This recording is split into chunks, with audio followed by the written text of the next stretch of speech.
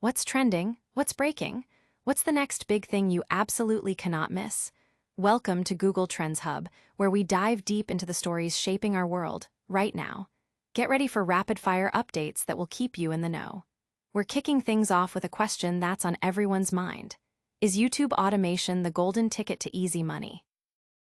Then, we're heading back to the gridiron for an unforgettable Super Bowl moment that featured a surprisingly large star. Next, a major TV producer is eyeing YouTube, and we've got the inside scoop on what that means for content creation.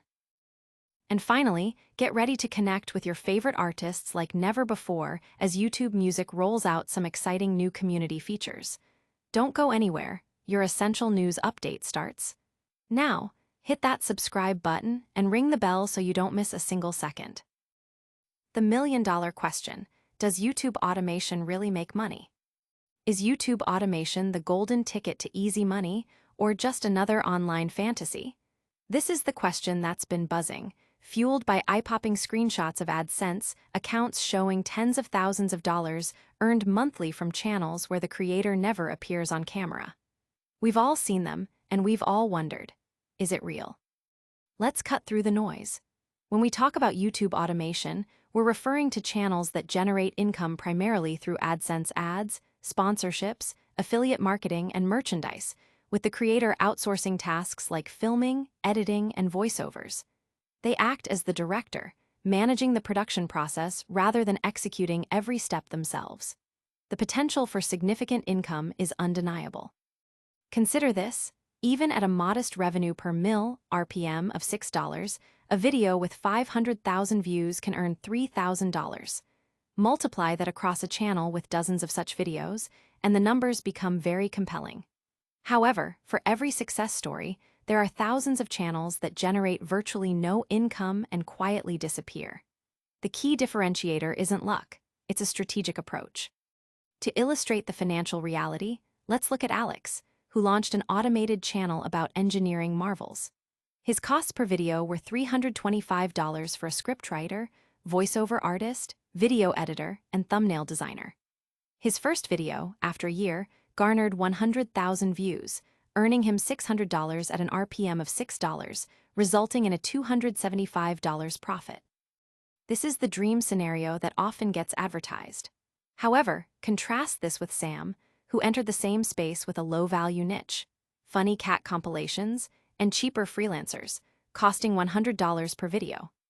Despite also reaching 100,000 views, his earnings were only $150 at a $1.50 RPM, leaving him with a minimal $50 profit before accounting for YouTube's cut and his own management time.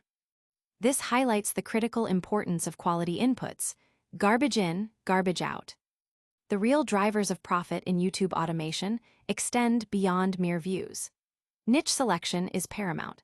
High RPM niches like personal finance or software tutorials command significantly more advertiser interest than low RPM niches like gaming compilations. Successful creators also leverage affiliate marketing extensively, potentially earning far more from product recommendations than from AdSense alone.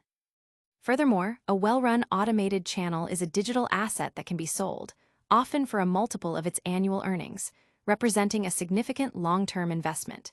Many attempts fail due to the quality trap, underestimating the need for good creative direction and settling for cheap, low-quality production.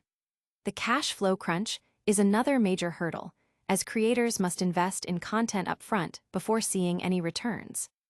The unpredictable nature of YouTube's algorithm also poses a risk, making channels that rely on tricks or low-value content vulnerable to algorithm changes. Ultimately, while the concept of passive income is appealing, the reality is that managing an automated channel requires significant effort as a CEO, creative director, and analyst. So does YouTube automation really make money? Yes, it absolutely can. The model is proven and the revenue streams are real. The more pertinent question is whether you can make money from it. This depends on your niche selection, your ability to manage quality, your understanding of affiliate marketing, and your willingness to treat it as a demanding business. The best way to find out is through action. Instead of thinking about building an entire channel, try creating one excellent video. Invest in a good script, voiceover, and editing. Assess honestly if you enjoy the process and have an aptitude for directing quality content. This small investment can answer whether YouTube automation is a viable path for you. But is that the only way to make waves online? Get ready for a blast from the past that scored a touchdown in the Super Bowl. YouTube Gold, a refrigerator scores in the Super Bowl. The year was 1985, and the NFL was captivated by the Chicago Bears, a team so dominant and charismatic they're still talked about today. Led by the larger-than-life coach Mike Ditka and a volatile quarterback like Jim McMahon, they were a force of nature. But it was a rookie, William, the refrigerator Perry, who became an unlikely national sensation, embodying the team's larger-than-life persona. Perry, a massive presence at 360 pounds during his rookie season, was a Clemson product who initially drew criticism from defensive coordinator Buddy Ryan, who famously labeled him a wasted draft pick. Ryan's skepticism, however, seemed to fuel a creative spark in Coach Ditka. To perhaps needle Ryan and to capitalize on Perry's unique physical attributes, Ditka devised a playful strategy, using Perry, a defensive lineman, as a fullback in short-yardage, goal-line situations. This unconventional move turned Perry into a fan favorite and a media phenomenon, affectionately known as the refrigerator. The novelty of seeing such an enormous player in an offensive role was captivating. Perry wasn't just a novelty, he was effective in his specialized role. He could power through defensive lines, creating space and scoring touchdowns. This strategy became a signature of the 1985 Bears, adding an element of unpredictable fun to their already formidable offense. The visual of Perry, a mountain of a man, lumbering into the end zone was pure spectacle. The pinnacle of this unique strategy came during Super Bowl XX. The Chicago Bears were facing the New England Patriots in a game that, for the Bears, was less a contest and more a coronation. The Bears' defense was historically dominant, and their offense, with Perry's surprise appearances, was both powerful and entertaining. In the second quarter, with the Bears on the verge of scoring, Ditka unleashed the refrigerator. Perry rumbled into the end zone, bulldozing his way over the Patriots' defense for a touchdown. The play was a perfect encapsulation of the Bears' season, dominant, powerful, and just a little bit cheeky. The game itself was a blowout, with the Bears securing a decisive 46-10 victory, cementing their legacy as one of the greatest teams in NFL history. Perry's Super Bowl touchdown wasn't just a score. It was a cultural moment, a highlight reel staple that perfectly captured the spirit of that legendary Bears team and the unique charm of William, the refrigerator Perry. Fans and analysts alike often point to Perry's role as a prime example of how personality and unique strategies can capture the public imagination, even within the highly structured world of professional football. His Super Bowl moment remains an iconic memory, a testament to the blend of athletic prowess and entertainment value that defined that era of the Chicago Bears. But what happens when Hollywood heavyweights start thinking about the digital frontier? We're diving into how a major TV producer is planning its next move on YouTube. The Traders, producer Stephen Lambert, has started developing shows for YouTube. In a significant development for the creator economy, Stephen Lambert, the acclaimed British television producer behind hit shows like The Traders and Undercover Boss, has revealed that his company, Studio Lambert, is actively exploring the creation of original content specifically for YouTube. This move signals a growing recognition among established television production giants of YouTube's potential as a primary platform for developing and distributing content, especially as viewing habits increasingly shift towards connected TV devices. Speaking at the prestigious Edinburgh TV Festival, Lambert indicated that Studio Lambert is in the preliminary stages of discussing how to effectively penetrate the Google-owned video service. When questioned by Matthew Belloni, host of the Town podcast, about whether the economic landscape of YouTube is becoming more viable for traditional TV producers, Lambert pointed to the success of creators like MrBeast as evidence. He acknowledged that producing for YouTube requires a different operational mindset compared to creating large-scale, multi-million-dollar television series. If your energies have all been going into creating these big, expensive shows for tens of millions of dollars, It's quite a separate and different kind of operation to try and create something for YouTube, Lambert stated, emphasizing the need for new strategies to grow something on YouTube. Lambert admitted that, while a definitive solution for navigating the YouTube ecosystem hasn't been finalized, Studio Lambert is actively considering various approaches. These include potentially supporting existing creators or assisting aspiring ones in developing compelling formats. The crucial question, he noted, remains whether the creators who receive this support will ultimately achieve success on the platform. Lambert also touched upon the nature of successful formats, suggesting that high production costs are not necessarily a prerequisite. A good format isn't necessarily something that's expensive. If it's a clever device, it can be made cheaply, he remarked, highlighting the potential for innovative, low-cost ideas to thrive. Lambert further elaborated on Studio Lambert's strategic focus on unscripted shows with substantial budgets, often in the tens of millions of dollars. He described the process of entering this elite tier of production, which requires convincing buyers of one's ability to deliver. He also humorously recalled a conversation with Brandon Reig, Netflix's head of unscripted content, regarding the high-stakes gamble of producing Squid Game, The Challenge. Reig, a former colleague from Lambert's time on Wife Swap, had quipped that a failure of the show could be career-ending for both of them. The implications of Lambert's announcement are far-reaching.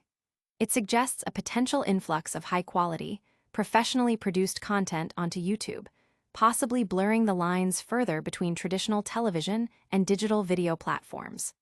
For creators and producers already operating on YouTube, this could mean increased competition, but also validation of the platform's growing influence.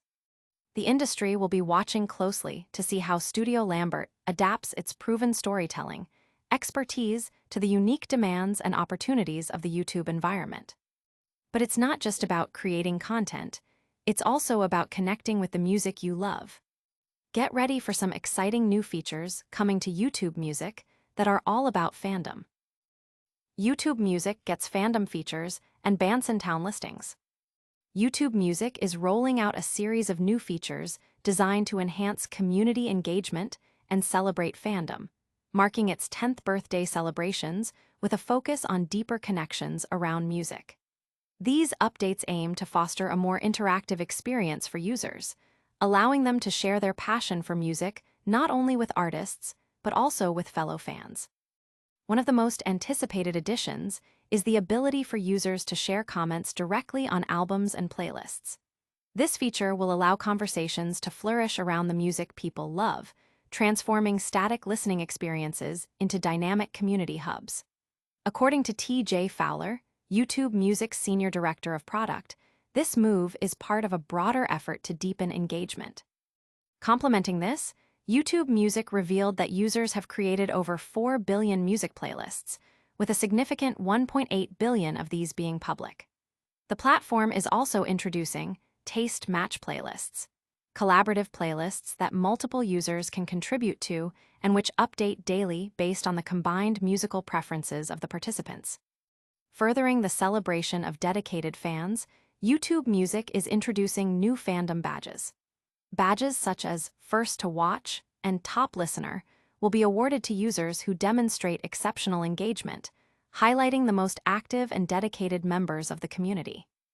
The service is also planning to implement music video watch milestones to rally fans around significant viewing achievements for music videos, encouraging participation as videos approach milestones like 100,000, 1 million, or even 1 billion views.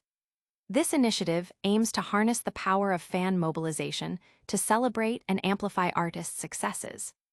Historically, community and fandom have been areas that major Western streaming services have somewhat overlooked. However, YouTube's recent moves suggest that these elements are poised to become central to the next phase of evolution in the music streaming space. The emphasis on superfans, providing them with more avenues for connection not only with artists, but also with each other, is a welcome development that addresses a key desire within music communities. In addition to these community-focused features, YouTube Music has announced a significant partnership with Bandsintown, which will now serve as the exclusive provider of live music listings for the platform. These listings will be integrated across YouTube Music, appearing alongside artists' official videos and channels, as well as in YouTube Shorts.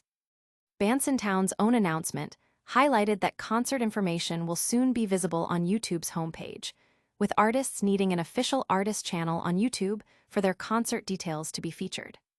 This collaboration is a major win for Bandsintown, which already partners with major players like Spotify, Apple Music, and Shazam, and maintains a vast database of 2.3 million music events annually. While Sabrina Carpenter was featured as an example for this integration, the deal is beneficial for artists across the entire professional spectrum, from emerging acts to established superstars. That's all the buzz for today. Stay tuned for more updates right here on Google Trends Hub. That's a wrap on today's trends.